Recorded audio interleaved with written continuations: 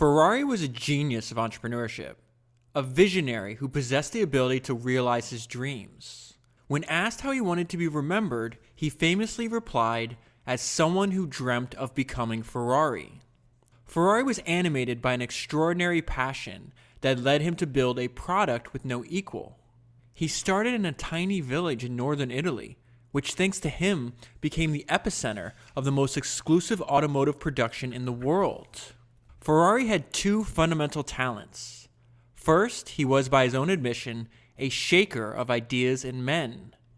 Gifted with a charisma that effortlessly captured anyone who crossed his path, Ferrari could stimulate the energy and creativity of his colleagues like no one else. He was very demanding, especially when things were going well.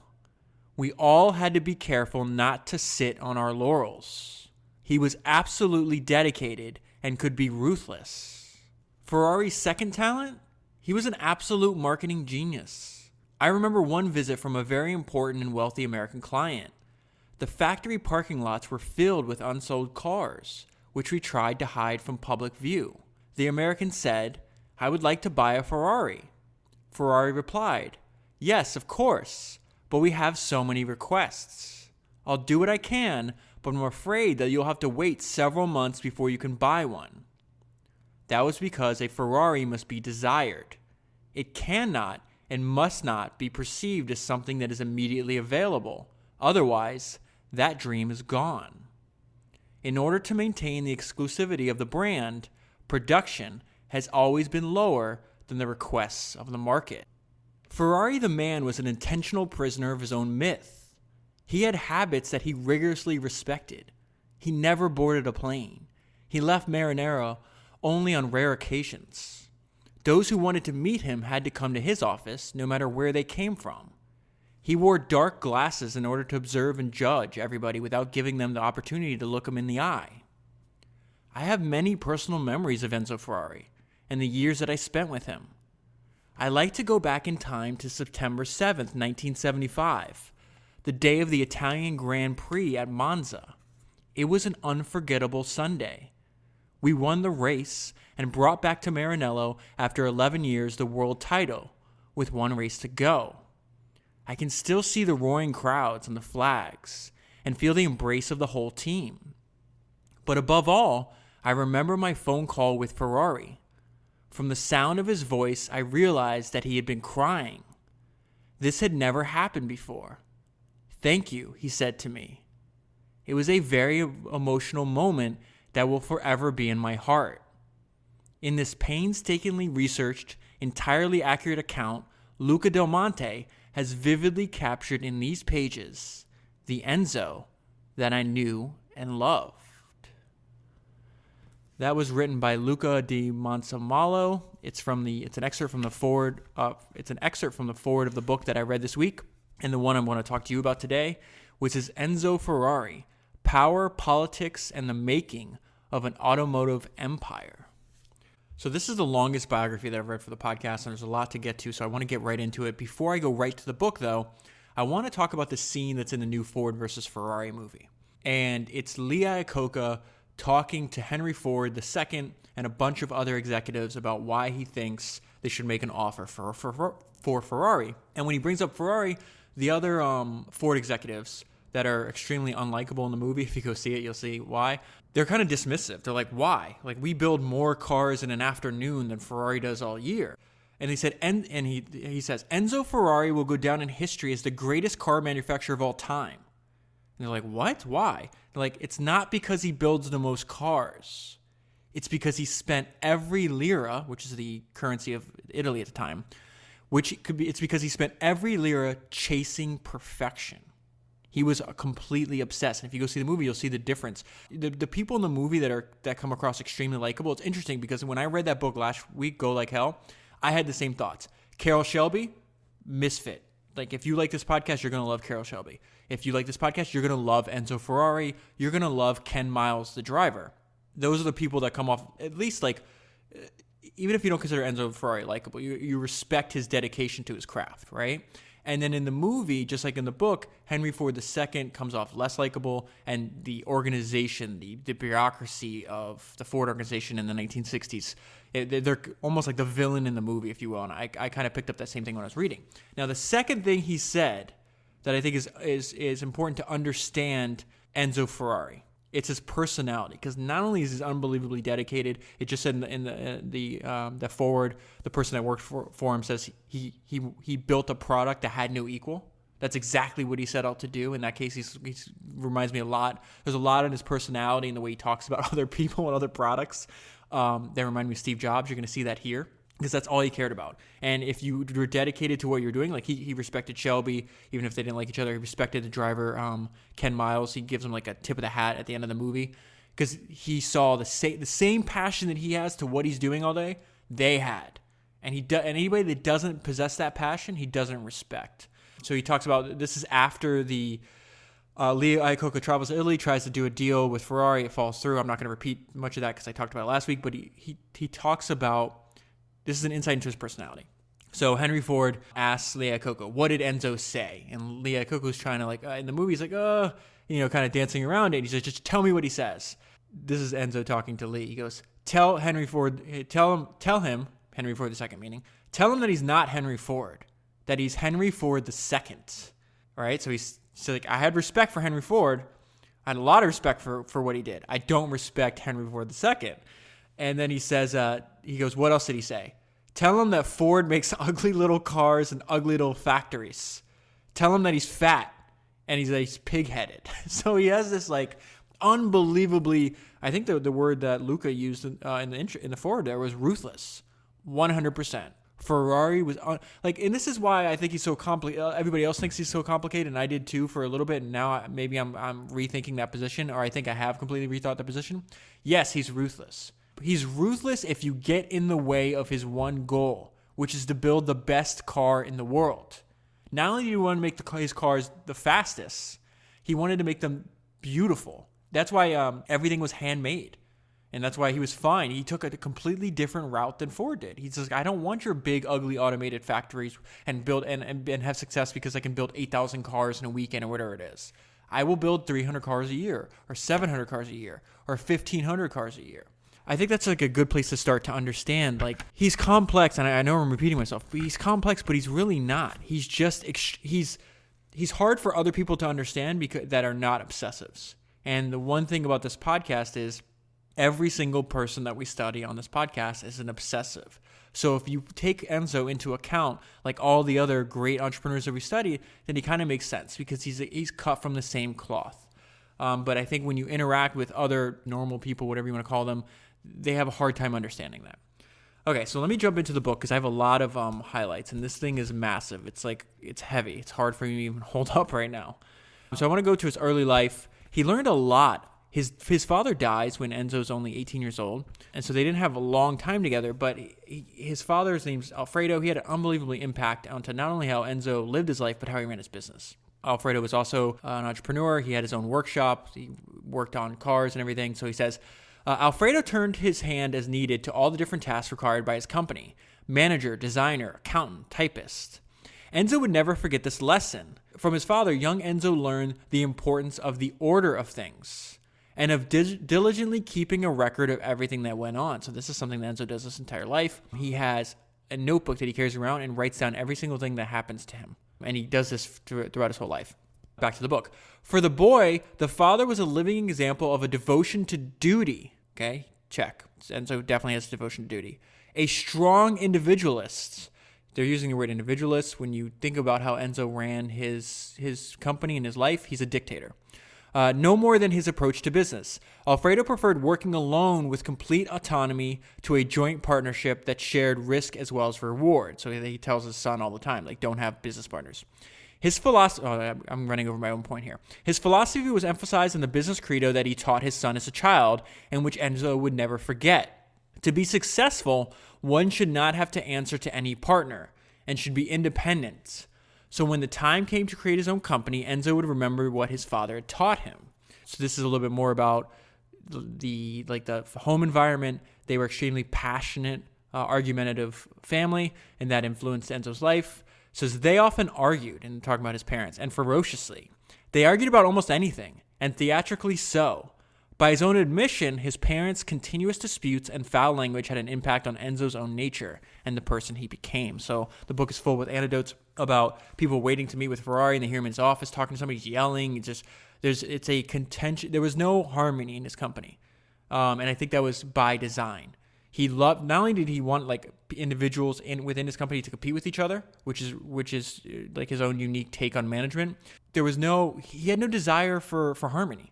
He thought like the best environments were one where like you had to argue to see who was correct. You had to fight. You had to make people compete. For me, it'd be an unpleasant place to work unless I was the one running the company. But his belief is that he had a small group of completely dedicated, passionate, to use the term that Steve Jobs used, like A+ players. He would only be able to get them to reach their potential in this like warlike environment. Back to his early life, and for Enzo, it was very apparent at a very young age. He hated school. He did terrible at it. No one would consider him to be an educated person by any means, but that didn't matter because he had an insane focus on work. He said Enzo would frankly admit to having experienced a true aversion to study, meaning he would study anything that, like when it came to cars and cars racing, he knew everything because he was completely engrossed in that one like craft or that one trade or that one journey, whatever you want to call it.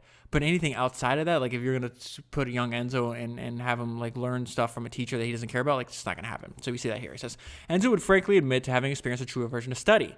When his father exhorted him to study so that he might one day become an engineer, Enzo replied that he'd rather quit school and start working immediately, which is exactly what he does, by the way. So I want to talk about, you're not born with a passion for racing cars, right? No one is. You have to find your passion. And Jeff Bezos sometimes says that passions find us. In Enzo's case, that might be true.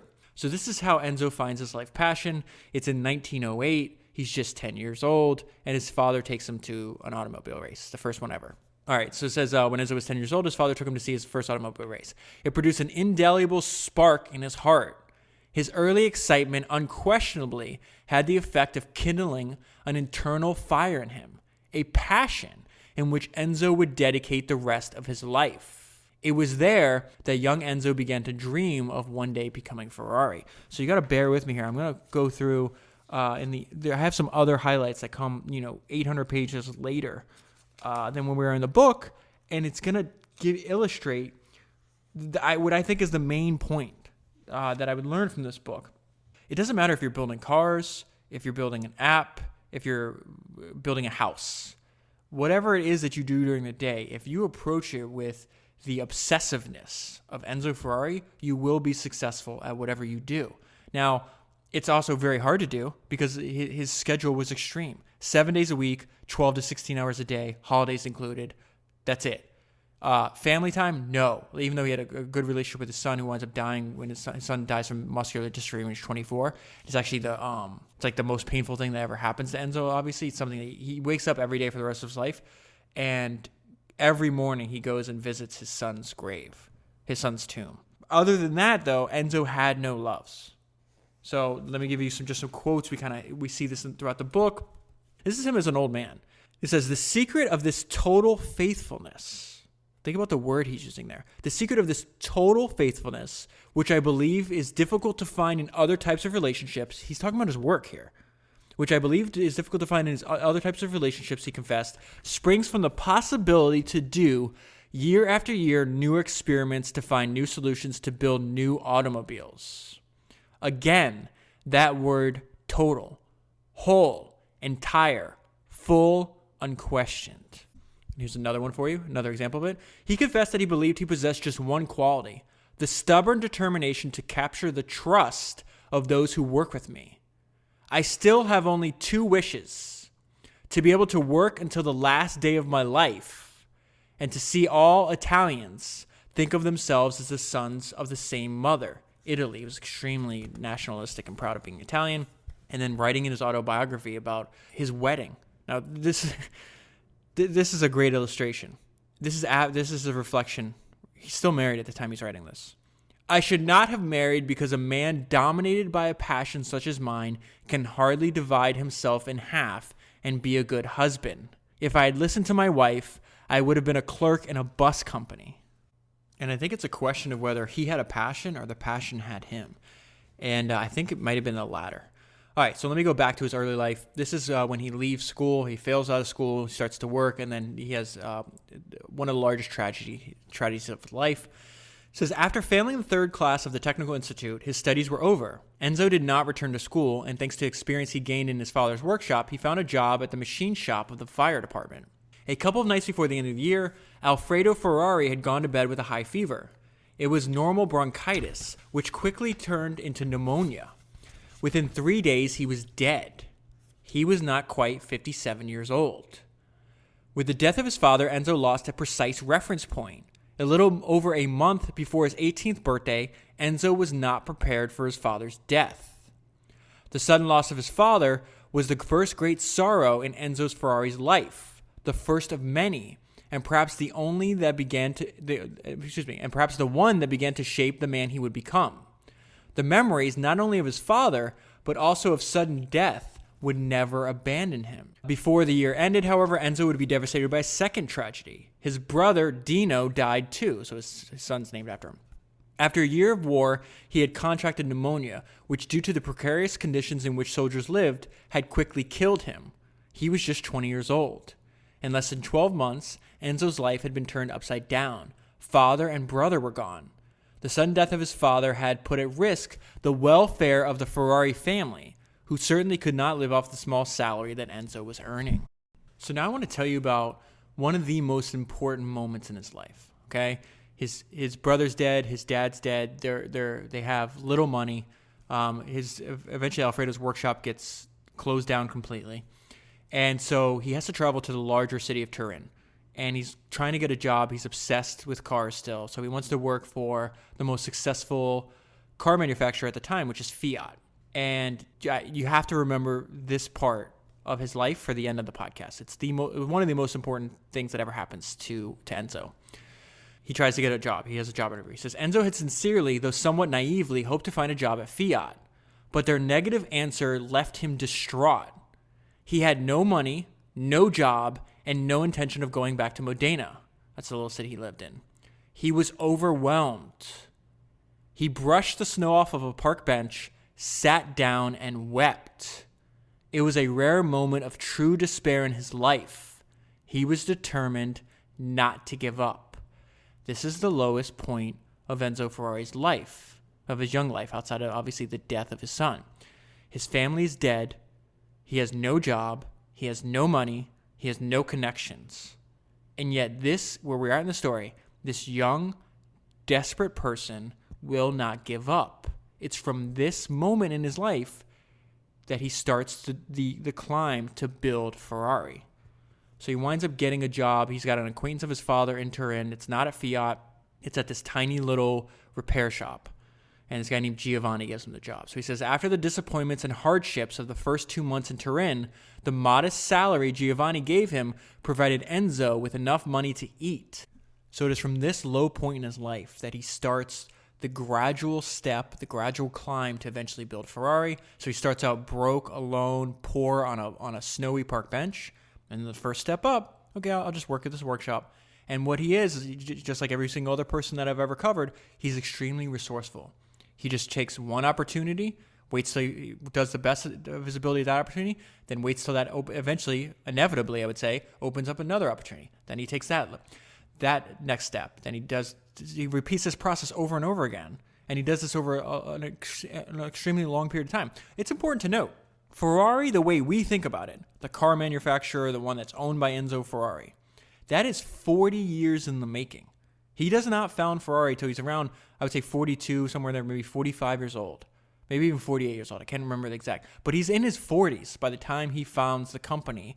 That is why he's, revered and most well known today. But the important part, the reason I'm telling you all this is because where I'm focusing on is the steps he had to go through before he gets to that position. Because every opportunity, every experience that he went through was preparing him for the day to be able to found the company Ferrari. So his first love is racing. Now he realizes that the key to winning races is to building the best cars, and so that is the byproduct that leads us to Ferrari, the car company. But he doesn't start out with the best cars. In fact, he starts racing with whatever he can get. So this is his financial situation when he starts racing. He had to pledge a month's worth of salary as collateral to get a car. And so whereas Ferrari starting out this climb to build the Ferrari company, or the journey that eventually leads there, all of his possessions amounted to no more than 450 lira. So it's not a lot of money at all. So this is Enzo showing his resourcefulness in acquiring a better race car. So what he would do, the same thing he's doing in racing, this is what he does in life. Okay, so I'll just take whatever opportunity I can get. Okay, this is a crappy race car. I'm going to do the best job driving this car as I can. And then when I have limited success with that, I'm going to try to trade up into a slightly better car. And then I'm going to do the same thing over. Okay, now I've gotten to a different position. Now I'm going to try to get a slightly better car. So this is him showing his resourcefulness in acquiring a better race car. It says, it was indeed a powerful car, but it was also 7 years old, having been produced in 1913. Enzo knew that soon car manufacturers would put out new racing cars, and all the pre-war units would become obsolete.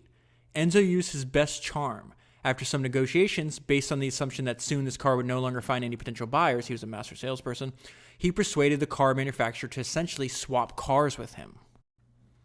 And so all this time, Enzo's racing, let's call them like small regional companies. I don't think you'd ever recognize the brand name. There's a lot of brand names that you'll recognize in this book at this time, because remember, Enzo said that the small area where he came from did a special psychosis, I think is the word he used, for car racing. And so he's learning that he eventually has to work himself into, if he wants to be a race car driver, which is what he wants to do, because now he's around 20 years old, right? He realizes that he's got to expose himself to opportunities to get the best cars in the world. And this is how he comes to that. He has a race, he does well, but he winds up losing.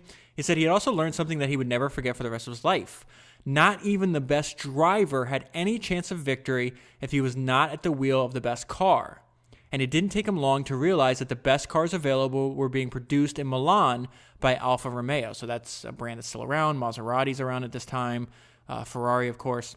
So now he's going to work himself into the position to go to Milan and to try to race Alfa Romeos. Now, there's two things happening in this paragraph that I thought about, though. This idea that he realized, oh, wow, like, if I don't have the best car, I can't win races. I think that's why he goes on in his life. Like, that influenced him later in his life to make the best possible car. And you see this too, because when inevitably Ferrari becomes the most successful racing team in history, okay?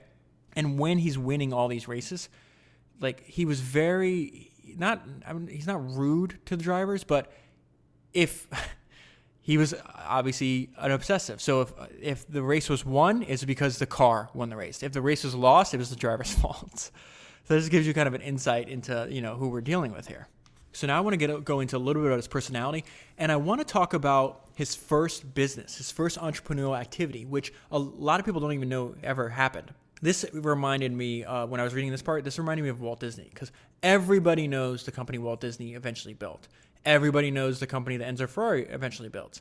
What they don't know is that by the time Walt Disney was 21, 22, somewhere around there, his first company in, I think it was St. Louis, Missouri, went bankrupt. And then he moves out to California and does his second act, and that's the company we all know and love today. This is exactly what happens to Enzo Ferrari.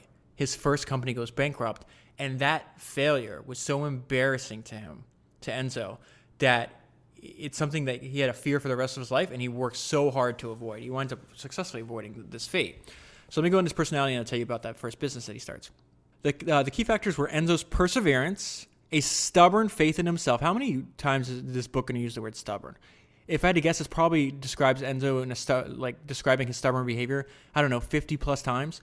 A stubborn faith in himself and an insatiable thirst for success, not simply in motor racing, but in life. These were all qualities that would never abandon Enzo, eventually shaping him into the automotive giant he became. Enzo opened, so this is going to be hard for me to pronounce. Let's call it Amelia, because that's the first word is something else, Carazira or something like that. So let's call it Amelia. Enzo opened Amelia, his first entrepreneurial activity. On the one hand, Amelia was the most obvious of things, a CMN showroom. So this is one of the small regional car manufacturers I was telling you about. A CMN showroom. But on the other hand, and this was Enzo's grand plan, it was an independent coach builder, which is think of that as like it's almost, at this time in history, putting together a car was almost like putting together a computer early in the days, where like they might sell you a piece and you have to put them together.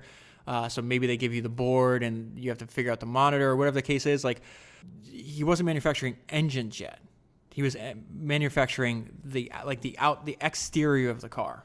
All right, so it continues. It says, in addition to selling CMN models and repairing and repainting cars of any brand, he planned to build bodies for those customers who bought chassis, radiator, hood, and dashboard from car manufacturers, and then counted upon one of the many coach builders to complete the car. The idea was not revolutionary, of course, since it was precisely what this another company did in Milan. But it was a demonstration that Enzo was learning fast and eager to expand his horizons. His mother had been against this bold move. Like many people in those days, she still did not understand the enormous potential of the automobile. And I think that's an important part too, that no one can really teach you. And that's like, how are you able to see an opportunity way before anybody else does? So now everybody sees how large the automobile industry. In the early 1900s, only a select few of people realized how massive this could actually get. Enzo Ferrari is one of them. We also saw this a few weeks ago with the podcast that you did on James J. Hill. Nobody really saw the opportunity that a well-run and well-built regional railroad would like the economic opportunity that could provide. In that book, it talks about he'd mentioned it to friends hundreds of times over the years before he was able to actually do it. Like, he was completely convinced that this opportunity was just hiding in plain sight.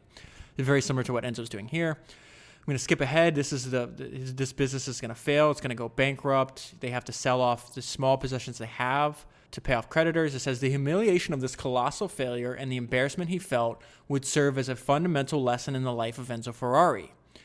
If it is true that negative experiences often teach us more than positive ones, this disaster of his first entrepreneurial experiment, which he never forgot, is the key to the future success of the man and the company he would one day create. And then his next step is really, really smart. And it's similar to what we're doing here. He gets a job at Alfa Romeo, and this is why. Thus, he became better acquainted with the company's management. Enzo tried to glean as much knowledge as possible from these experienced men in order to avoid a future repetition of his failed business. So he meets all these really successful older race car drivers, people working in the car industry. And really, to understand Enzo, is like, he's a learning machine. And he really was intentional about learning from those who had already accomplished what he wanted to do. And they had an influence on him. One of them is this guy named Antonio Ascari, but I'm just going to read this paragraph to you. I'll get there in a minute. Growing up at the school of a superstar like Antonio Ascari, or of artists like Ciovici and a strong champion like Campari, Ferrari now had been able to perfect his own style. And since he is tough and animated by a strong will to succeed, no goal is precluded to him. Now, this period in his life is extremely important because he makes a lot of progress in a short amount of time. I'm going to read, we're skipping ahead a few years, but this one paragraph is going to give you an idea of what has occurred. He was about to turn 26 and could rightly be proud of what he had achieved in the short span of 5 years. He was one of the most prominent Italian sportsmen, one of Alfa Corsa's top racing drivers, the right-hand man of Alfa Romeo's commercial director, and the owner of a car dealership in his hometown. So he had to do all that in steps. The first thing, you have to get good at racing cars. And he got really good at racing cars. Eventually gets promoted up to a team. It's called Alfa Corsas. They race for Alfa Romeo. And then once you become one of the top racing drivers, which he certainly was at this point in his life, what was very common is because these races get so much publicity and press, is a lot of the drivers would then start, like, let's call them like little franchises of their own, car dealers. Because I know Enzo Ferrari. I saw him race at this, race. Oh, I want to buy my car from him. And so he winds up having, like 2 or 3 of these things spread in little towns throughout Italy, as did very common for like other race drivers to do this as well. So in the course of 5 years, he's worked himself into a nice position. He's still not where he wants to be, but he does smart things along the way, okay? And he's not in control. Remember, he becomes a dictator because he's obsessed with, he wants to control what he does with his time. He wants to be the one making decisions. He wants to be the one building the cars. He wants the one selecting the drivers. He wants to do everything, right? He's not there yet. But to get there, eventually work himself in that position, he does something very smart. So let me just read the sentence and then I'll read the note, like my interpretation of what's happening in the book at this time. It says, just when Enzo was beginning to digest a painful exclusion, Alfa Romeo's decision to not count him as one of its drivers for the Grand Prix program, this big opportunity came knocking on his door. The Alfa Romeo management knew what they were doing. Although Enzo had lately been more useful to them off the track, his racing talents was familiar to all. So that's what they were talking about. He becomes the right-hand man of one of the directors of Alfa Romeo. So what's happening here? Even when he's not called on to race, which is his real goal, right, at this time in his life, he does the best possible job at whatever the task is. So they asked him to be part of the pit crew. Okay, I'm going to do that. But I'm going to do the best damn job I can at the pit crew. They asked him to recruit engineers to the company, even though he doesn't own the company. He goes and does that. I'm going to be the best recruiter possible. You want me to attend an auto show? It's not even a race. It's like auto shows they have to this day where they manufacturers show off their new models. You want to go there and have me talk about the product and talk to potential customers? I'll go do that. In other words, the reason now he has this opportunity is because he's always focusing on being useful. Now I'm skipping ahead. This is very interesting because his main goal in life was to be the greatest racing driver, right? And then he's doing okay at it. He's a very respectable driver, has some success. But he realizes he can never be the best. And this is also the problem with competing and things. But the reason I think entrepreneurship is so great, as opposed to like sports or race cars or anything like that, is because it's positive sum. You can succeed, I can succeed. Tons of other businesses can all succeed at the same time. In racing or in athletics or in any case, it's usually zero sum. There's one winner and everybody else has to wait till next year. This is when we start to see like he's coming to the realization, oh my God, I'm not as talented. I can never be as talented to be the greats. What am I going to do? And I think these doubts that he's experiencing right now as a young man will eventually lead him to what he actually can be the best at. He knew he did not possess, this is another driver, just skip his name, he knew he did not possess his talent. And he had realized long ago that his love for the car, which led him to respect her in a race rather than abusing her, as his teammates did, would never allow him to make the final step, the one that separated great drivers from champions. These doubts of not being able to be like them had been on his mind for a long time. So now he knows, okay, I have this passion, I have this love, something I've been obsessed with since a child, but I'll never be the best in the world at it. So what should I do? And so that's when he starts to focus his talents and his determination on commercial interests, where he starts becoming, in other words, an entrepreneur. So he has all these businesses that I told you about, these car dealerships and the like. And this is an example of his determination to not let another business fail and knowing that he's doing too much. So he knows he will fail if he doesn't focus on one goal, right? And this is going to cause, so he's tormented here. What I'm about to read you is going to cause a lot of discomfort and pain in his life. It says, Enzo needed time to think about what he wanted to do in his life. Races were an important component of his existence, but no longer the only one. Working with Ramini is the executive of Alfa Romeo that he's learning a lot from. He becomes Ramini's right-hand man. Working with Ramini, contributing to the development of cars, were all things that possess an undeniable appeal for Enzo. The role of technical and commercial advisor to Ramini would allow him to remain in an environment that he loved, which is he's not racing cars, but he's still involved with the team. But it would at the same time give him the opportunity to devote more energy to the entrepreneurial activity as a representative of Alfa Romeo. So that's the car dealerships I told you about. In this state of mind, crowded with too many ideas, often conflicting with each other, I think a lot of entrepreneurs have been there. So this is very common. Enzo was on the verge of a nervous breakdown.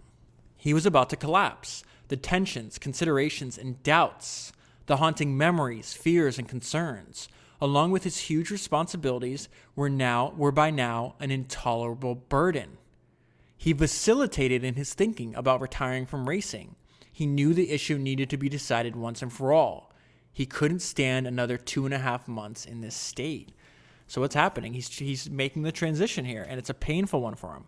He's giving up on his original dream to be the best race car driver and realizing, hey, I can't achieve this dream. And that's extremely painful for somebody to go through. And yet, he also shows the other resourceful aspect of his personality where he's like, okay, well, that maybe there's some positives in here. I have a lot of relationships. I'm selling cars. I'm involved with the racing team. I'm developing new cars. Why don't I follow this path and see where this can lead? And that's an important decision because without making that decision, there is no Ferrari today. But because he went through this, that's my whole point I'm trying to get across. It's like, there is no Ferrari unless he goes through all these trials and tribulations. And he makes the decisions when everybody's affected in their life at times where you have, You have to choose between two, or even more different decisions. And it's extremely nerve-wracking because it's not at all obvious. And yet, each decision, each opportunity that you have is going to lead to a vastly different place in your life. So how do you go about making that decision? And even if you have an idea of where you want to go, there's usually this inner turmoil, this like emotional conflict that we see in these life stories. And so that's going to transition to us, the life of Enzo Ferrari in his 30s. In his 20s, end of his teenage years in his 20s, he's pursuing full force the passion of racing. And as he gets to transitions into his 30s, he's like, okay, now I'm going full force into business. And the same drive and dedication and obsessiveness that I approach racing with, now I'm going to approach my entrepreneurial activity with. And so we get an idea of Enzo's schedule at 31 years old. And it says, he was 31 years old with a body that was not really athletic and a profession that saw him in constant motion. In the morning, he regularly got up before sunrise to get to any of the cities in the 3 regions he ran by the time the people he was meeting arrived at work. So he had car dealerships in 3 different cities in Italy. He usually skipped lunch to travel to another city or to meet another client. By late afternoon, he was back in Bologna to make sure that everything proceeded in his branch office. Then he would return to Modena, where he checked out the workshop to ensure that the day's work had been carried out. This, day after day, week after week, month after month. During the weekends, he often went to events scattered all over Italy, where although he rarely raced in person, he kept busy strengthening existing relationships and forging new ones. And it was while he was pursuing all these other opportunities so diligently that he there's an opening that's left for him. So the note I left myself was the large leave gaps for the small. This is the start of Scuderia Ferrari. Sorry. I'm probably still pronouncing that incorrectly, but it still exists to today. It's a racing team. It's the most successful racing team in history. And it's a business that Ferrari's starting, right? It's the business of being a racing team. And the reason I'm going to spend so much time on this is because essentially the same decisions he's making here, in about a decade from now, where we're at in the story, he does those exact same decisions except for himself, for starting the Ferrari racing team, because right now he's going to start a racing team for Alfa Romeo, right? It's still going to be called Scuderia Ferrari. Eventually, it's going to transition from racing Alfa Romeos to racing his own cars. This is an extremely important part of his life to understand who Enzo Ferrari was and how he thought about business. All right, it says Ferrari, for whom racing was both a source of personal reward and income earned from the cars he sold to a generation of rich men looking for a different class of thrill, shared the same doubts and uncertainties about the future of motor racing. So what they're talking about is these are very precarious times in Italian history, and there's a lot of Italian car manufacturers that are pulling out of racing, right? And in Alfa Romeo's case, they kind of get nationalized by the fascist Mussolini government, okay? So sometimes these car manufacturers say, okay, racing's getting too expensive and it's it's a distraction, so we're going to pull out of that. So when they pull out, that gap leaves an opportunity for small people like Ferrari to be like, oh, well, yeah, you don't want to run a racing team, but what if I run a racing team, right? I'll own the team, you'll have a small investment in it, but I'll use your cars because you'll get the promotion. When I win, it's going to look great for your team, or for your cars. And when I lose, I'll take all the blame. So that's what Ferrari's doing here. So, but typically in the general distress, he also saw an opportunity and quickly seized the moment. If automobile manufacturers were reducing their investments and participation, the moment could be ripe, Ferrari said, for a larger role to be played by a Scuderia, private and normally small-scale racing teams that had already been operating, if not flourishing, in the 1920s. He, for one, was ready to take up where manufacturers like Fiat and Alfa Romeo had left off.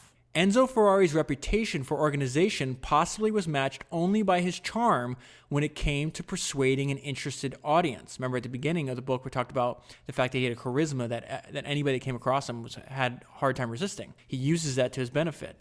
He anticipated possible reservations on the feasibility of the project and volunteered that the direct involvement of Alfa Romeo in the new racing team was a prerequisite. So he said, listen, I have an idea. I can take over the racing, but I can't do it alone. I got to go out and convince the people at Alfa Romeo to let me do this. And then he also has to go out and convince all the other car company, like things he needs for his car, like tires, for example. He has to go out and he has to convince Pirelli to support him. And he has to go out and basically organize all this and get everybody to agree before it can actually form.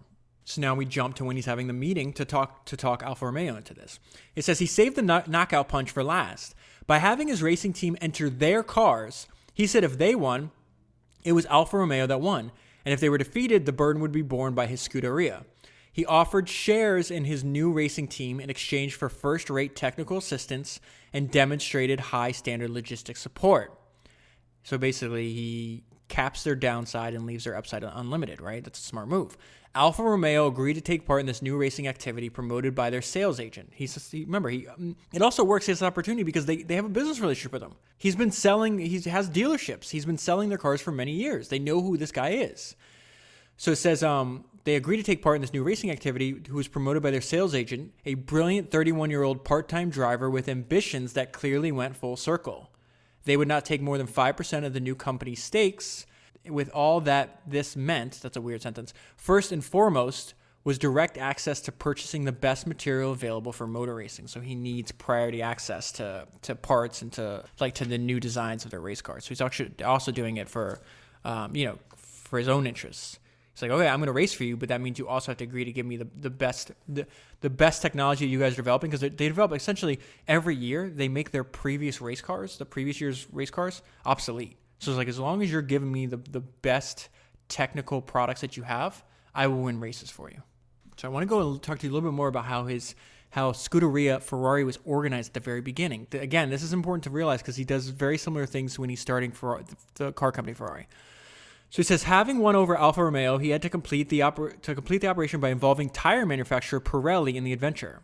As with Alfa Romeo, Enzo was not so much in search of capital, for that would be provided by his wealthy gentleman driver partners. Okay, I got to pause right there. Remember how I told you that he made it a point to study and learn from people that already accomplished what he wanted to do? One of these was this race car driver named Ascari. So not only he's a couple years older than Ferrari, what does he do? Ascari goes out and wins races, so then Ascari opens car dealerships. Ferrari wins races, then he opens car dealerships like Ascari. Then Ascari starts his own race team. Ferrari starts his own race team. He essentially copies this guy, and he talks about Ascari for the rest of his life. That's the influence, because Ascari's going to die in a few years from now in a race. He dies early. He's like 36 years old, something like that. So anyways, something else that he stole and learned from Ascari was everybody else started a racing team, and they had to rely on the financial support of car manufacturers, right? But Ascari is like, well, that doesn't make sense because they change their mind from year to year. Some years they'll give you full financial support. Some years they say, hey, we're diverting resources elsewhere, and then you're kind of screwed. And these racing teams are opening up and closing at the whims of these large companies. It's not a good place to be, right? So what Ascari realizes is well, the people buying the cars from me, you have pro race drivers, and then right under that you have really rich guys in Italy and I guess all over the world at this point that buy the cars from them, and then they're like weekend warriors, to think of it like that. They want to race, but they're not going to do it full time. And so what Ascari realized, and then what Ferrari's going to copy, is hey, you guys have a lot of money, you guys have a passion, and you want to support racing. Why don't we start our own team and I'll run the team and you foot the bill, since you guys are already rich and you're interested in this anyways. So Ascari is the first one to crack this code where people were like, hey, I love this so much, I want to essentially be an owner of a race car team. What Ferrari does is I'm going to copy Ascari. I have, just like he has a bunch of clients that are really rich and are passionate about racing, I'll go to my really rich clients and say, hey, I'm going to run my own race team. Do you want to support it? And not only do you financially support it, but I'll let you race in some of the races. It's a really smart move what he's doing here. He's just really, really, this is what I mean about people. A lot of times people confuse education with intelligence, and they're two totally opposite things. Enzo is not educated, but he's extremely intelligent. He's extremely intelligent to one thing, and that's all. You only have to be extremely intelligent on one thing in your life, and you can have a vastly successful, outlier-sized success in your life. You just got to get good at one thing and dedicate your time and effort to it. That's why entrepreneurship is one of the best things in the world. All right, let's go back to this. Okay, so Enzo was not so much in search of capital, meaning from Alfa Romeo or Pirelli, although they're throwing a little bit of money, but because that would be provided by his wealthy gentleman driver partners, who were far more inclined to risk their own money than established companies were. He was more interested in making Pirelli part of the game, much as he had done with Alfa Romeo, in order to gain direct access to a tire supplier with a precise interest in serving his Scuderia as best that it could. It's doing the same thing. I want your best products. If you give me your best products, when I win races, they'll be like, look, I won races on Pirelli tires. It's very, like, he understood human nature. He was a master at understanding human nature. He's like, I'm aligning my interests. You have no downside. Give me your tires. It costs you almost nothing. And then when inevitably I go on to win races, it's going to make you look really good. Who's not going to take that deal? They're all going to take that deal. Though a minority partner of the company, Enzo was without question the central person of the whole endeavor, the originator and the brains of the operation, the energy behind the future activity, and the Scuderia's assurance of success. So I'm going to read that to you again. What does that mean? Most of the people financing it, they get all the shares. He gets, I forgot what percentage it was.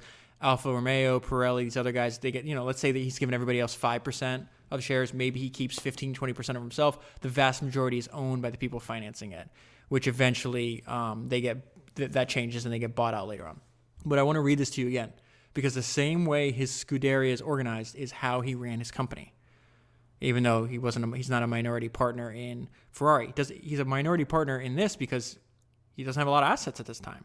When he does have assets, he controls everything until he sells to Fiat later on. So it says, Enzo is without question the central person of the whole endeavor. Same true for, that's going to hold true for his car company. The originator and the brains of the operation, the energy behind the future activity, and the assurance of success. And so now we see this completely dedicated Enzo that he basically maintains this level of focus for the rest of his life. Here's a little bit of illustration of that in his own words. He says he would write that a man dominated by a passion like mine, with the risks, with the time it requires, cannot be a good husband, and above all, cannot be a good father. In other words, he knows the trade-off that he's making. Work over family. That's the trade-off that Enzo made in his life. And it was also around this time that we start to see like the black and white approach that Ferrari had. If you were working with him towards his goal, you were an associate, you were inside, you were good. The minute, even after years of service, the minute that he felt that you were no longer dedicated to his goal, you were dead. You're just dead to him. And so this is what an associate was to Enzo Ferrari. Associates was the word that henceforth in Enzo Ferrari's lexicon would indicate those who, inside or outside of his business, worked for his team's success. So if you did that, you were on his good side. But the minute, you could work for him for 20 years, the minute you stopped working for his goal, you'd be replaced. He was unbelievably ruthless. So this is how Enzo Ferrari's described at 33 years old. This is from an industry magazine. It says, Ferrari was enjoying the reputation of an excellent businessman. When he raced, he ended up earning good money.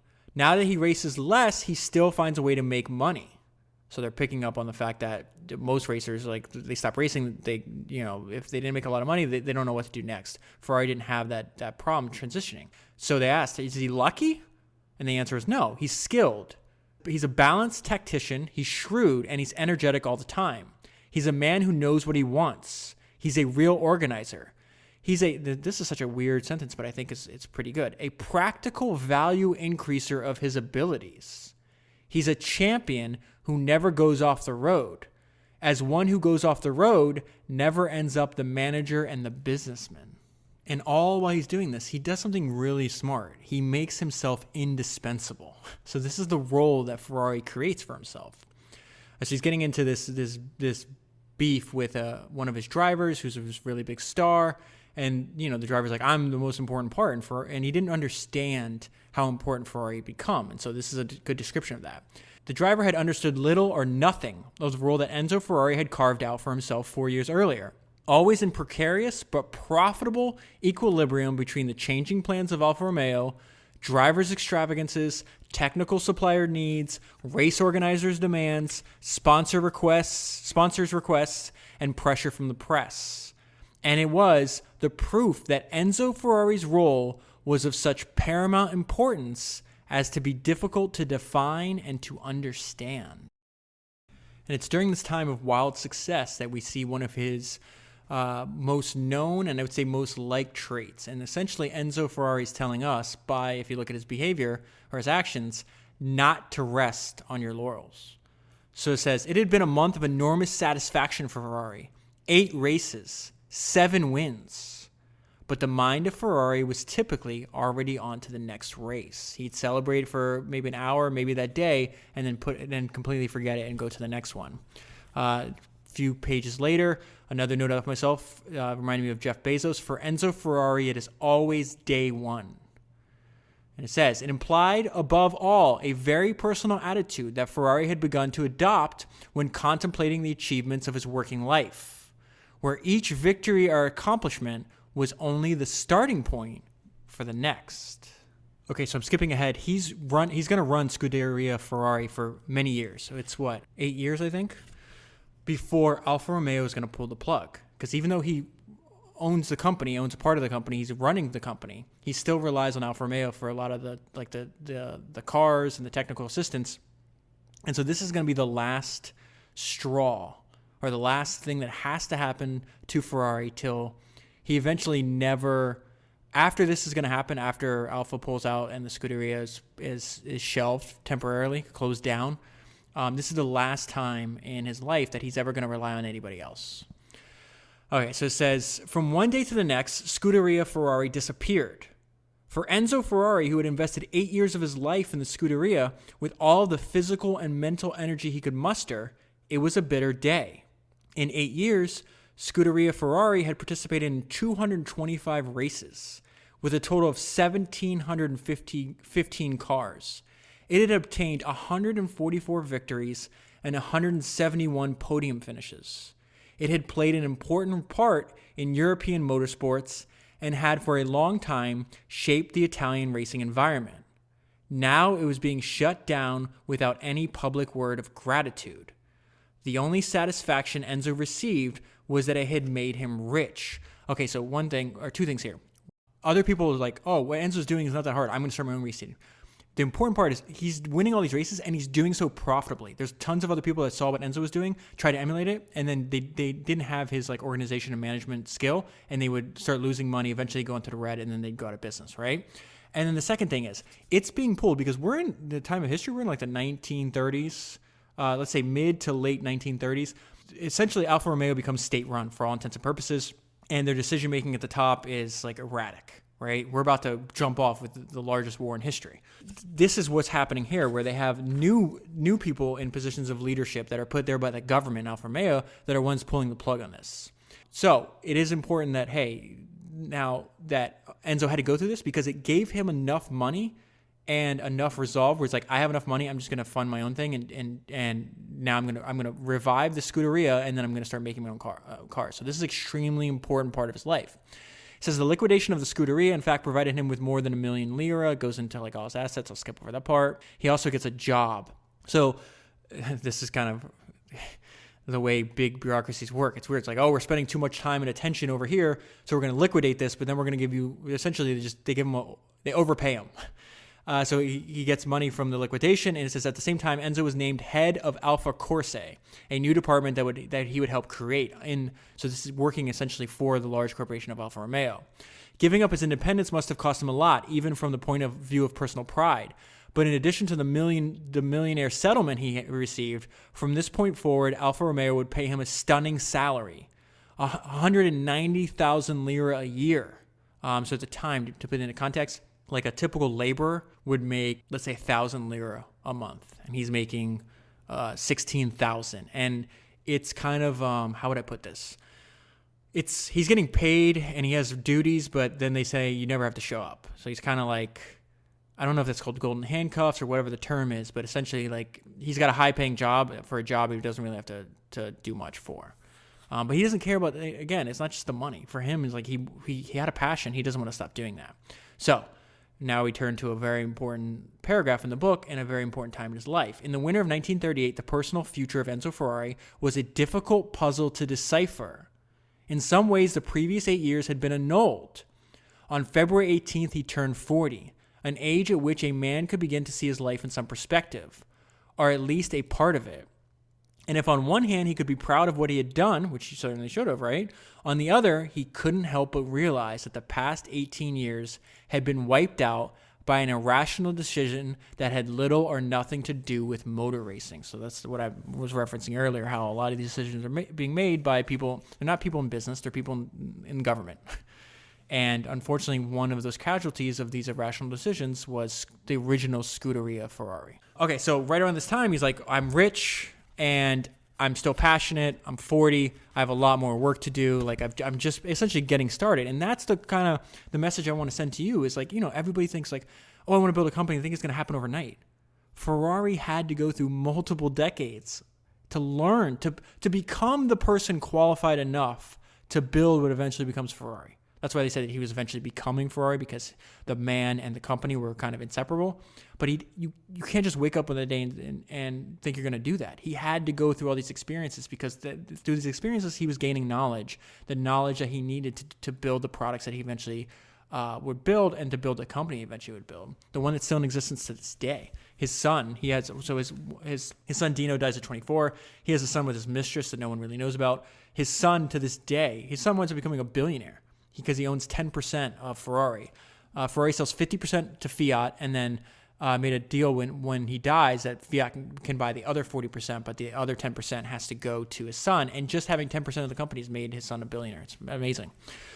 This is his state of mind when he founds Ferrari. At 42, Ferrari wanted to persuade the outside world that the degree of celebrity, this is his own words, that the degree of celebrity that I had achieved was the legitimate consequence of my, here's that word again, of my stubborn work and of my attitudes. In essence, he concluded, it was time to show how far I could get on my own. In establishing a new company, Enzo remembered what he had learned from his father, and he did not look for any partner. When he had founded Scuderia Ferrari 10 years earlier, his financial situation had prevented him from being the only shareholder. Now, however, he was in the position of being able to go it alone. And we've seen similar situations. I mean, the history of business, the history of entrepreneurship is scattered with examples like this, where you have to work yourself into a position where you can have complete control and you can be the number one person in charge. My mind immediately goes to James Dyson, who spent 14 years. By the time he rips open the Hoover vacuum and is frustrated, to the time he has a prototype and that he owns 100%. He went through like 5,127 prototypes in 14 years. Now, he had partners in between that. He had other companies. But the Dyson that he still owns to this day, the one that has made him a billionaire many times over, the one that produces some of the best products in the world, it took 14 years and many failed partnerships to get to that point. Same thing for Ferrari here. Now, so he has this goal at 40, still working at 42. It's not till he's 48 years old till he realizes it, because he's sidetracked by World War II. So I'm going to skip over a lot of the stuff on World War II. And listen, the book is almost 1,000 pages long. I'm leaving a lot out, and it's a fascinating read, although it takes a freaking long time to read. So I have to skip over this. He has to stop producing cars. For the war, he has to make like machines. They're like hydraulic machines that are used to make ball bearings, and then his factory is bombed by the Allies. And so I'm going to skip over all that because I'm almost at what I feel is the most important part of his life. But first, I want to tell you that there's also elements of his personality have nothing to do with car racing, and the fact that he did try to do his best to help others during the war. This is one of the, if not the greatest tragedy in all of human history, World War II. And he's living in a country that that people are being killed just for their religion or their race. In addition to the resistance, Ferrari had also helped the Jews, even more concretely than he had helped his friend Levi before the war. Specifically, he hid a Polish woman and her 3 children from the Germans in a barn located on the plains between the city and the hills, personally taking care of the 4 fugitives. He quietly fed and clothed them until the end of the war, out of his own pocket, risking his own life. So that's an insight into his personality, that when he thought something was the right thing to do, he'd not only risk his own money, but if he would have got caught doing that, they would have killed him. And there was even rumors that because he wasn't playing ball with the Mussolini government, that there was a discussion whether they should kill Ferrari or not, and then they decided not to. Okay, so now the war ends, and after the war, Enzo is able to focus on his main goal. So this is now production. He could resume production, and he had to wait all the way until mid-1946. So Enzo Ferrari did not waste much time before deciding to get rid of the hydraulic grinding machines that had enabled him to survive during the war, but which represented the antithesis of his life dream. The idea was to keep the production going only to finance the development and construction of his first automobile. This is the very first Ferrari, the one that he is going to own, the one that he's going to manufacture, and the one that he's going to race. He builds his first car. He starts racing them. So now he's realized his dream. He's going to win. And just like I talked last week, and when I talked about the podcast with the Wright brothers, and even on some of the Henry Ford podcasts, winning automobile races for a small car manufacturer was huge, and that changes Ferrari's fortunes forever. He starts winning over and over again, and that gives the foundation to build the Ferrari company, okay? So I want to close on this, which I think is the single most important part of his life. Remember, I asked you to remember to keep in your mind, when he was, 18, 20 years old, he's crying, he's in Turin, he's crying on that bench after being rejected by Fiat, right? Isn't it just some kind of beautiful poetry that Fiat's the one that winds up buying his company, like 10 years, 15 years, where we're at in the story, okay? So he takes his car to a race. It's the Gran Turismo or something like that. It's in Turin, and they win. It's a huge day for him. So after the race, this is what he does.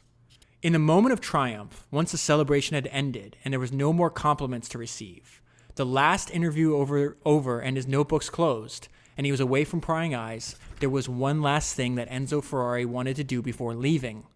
There was a precise spot where he wanted to go, not far from the finish line of a race that had meant so much to him and that represented a milestone in his professional life. Nearby, there was a bench in Valentino Park. It was like all the others, made out of wood and wrought iron.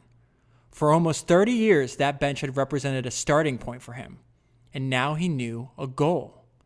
On that bench, he had found comfort on that day in November of 1918, when Fiat had denied him a job. Today, on the day of his first prestigious win by a car that bore his name, Enzo Ferrari had come to pay a debt he had with himself. He left his men and ventured into the park, alone, as he had been 30 years earlier.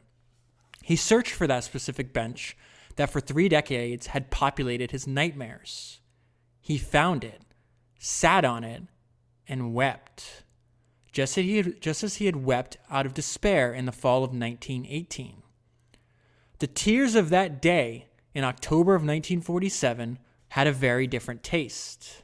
Tears were included because only the complete replication of what he had done and suffered 29 years earlier would set him free.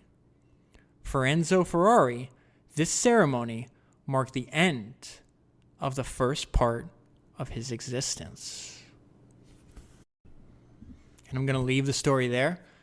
We now know everything that happened from that day until the rest of his days was his complete and utter dedication to manufacturing and racing Ferraris, something that occupied every thought he had until the day he died at 90 years old.